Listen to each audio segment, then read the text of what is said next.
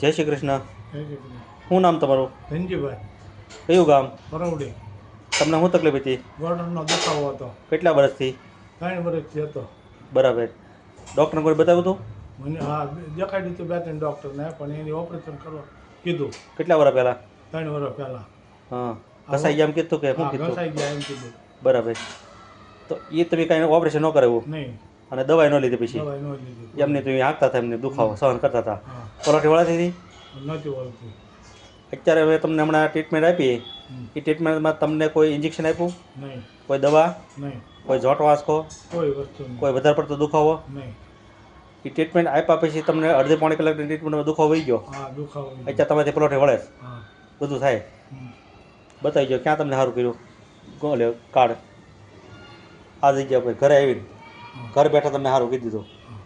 અને હાલવા સાલવા બધી છૂટ, કોઈ જાતનો આરામ નહીં, કોઈ મલમ પટ્ટી પાટો કાંઈ નહીં.